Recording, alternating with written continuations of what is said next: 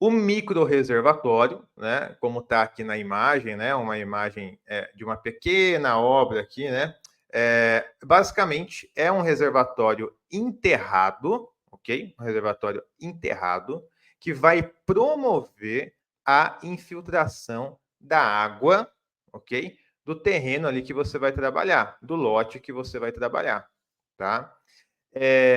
Existe um micro-reservatório de infiltração e existe um micro-reservatório de detenção, tá? Então, aqui a gente vai focar hoje no micro-reservatório de infiltração e a gente já vai falar um pouquinho das diferenças, tá? Então, como mostra na imagem, né, um caixote aqui escavado em terreno natural, né, um reservatório escavado em terreno natural, aonde saiu ali o solo, onde saiu a escavação, nesse volume vai ser preenchido, né, com elementos porosos. Pode ser brita, por exemplo, né? Existem alguns geossintéticos também rígidos que podem ser colocados, né?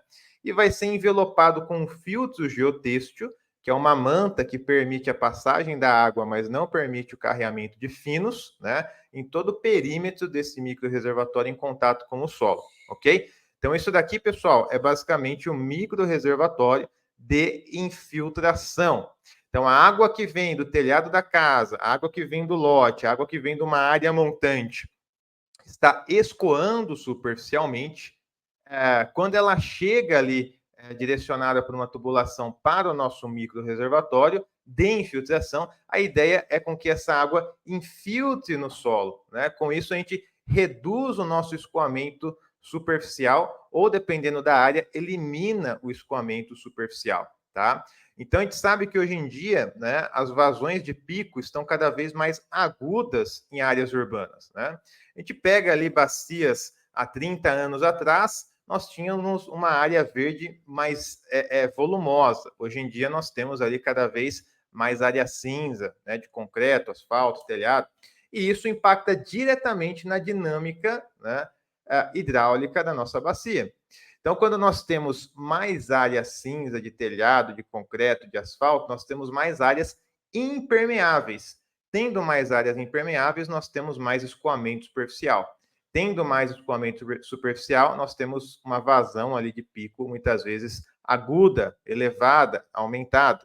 Então, a ideia é com que nós tenhamos menos escoamento superficial e que nós possamos reduzir, então, essa vazão de pico, tá? Então, essa é a ideia aqui do micro-reservatório de infiltração. Então, a água vem ali de uma área de montante, seja um lote, uma casa, uma área específica, por uma tubulação, é direcionada para o nosso micro-reservatório e, por ele ser de infiltração, né, ele vai promover, então, essa infiltração desse escoamento ali na camada subsuperficial, ok? Esse micro-reservatório, pessoal, ele é mais voltado, ele foi desenvolvido, né, para lotes aí, para áreas de centenas de metros quadrados, tá?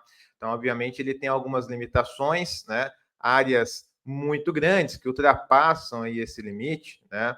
Vamos colocar aí áreas relativamente grandes numa área de macro drenagem, né? Ou uma área muito relevante, pode ser que ele não seja a melhor solução, né? Porque vai ficar um caixote muito grande e aí você não tem ali uma viabilidade técnica e econômica, né? Agora, para áreas de centenas de metros quadrados, ele acaba sendo mais direcionado. E por que que tem o micro-reservatório de detenção? Às vezes, pessoal, nós não temos uma camada ali de solo suficientemente permeável, porosa, para receber essa infiltração. Então, não adianta a gente promover uma infiltração num solo que é quase que estanque, vamos colocar assim, né? Uma argila muito rija, um solo que tem uma dureza muito elevada, uma camada impermeável muito elevada, a água vai demorar muito tempo para passar. E se continuar chovendo, a água não passa, a água do reservatório vai se elevando e eu tenho que ter um extravasor ali superior, ou seja, não funciona como infiltração caso o solo ali ao redor do nosso micro-reservatório não seja um solo permeável, tá?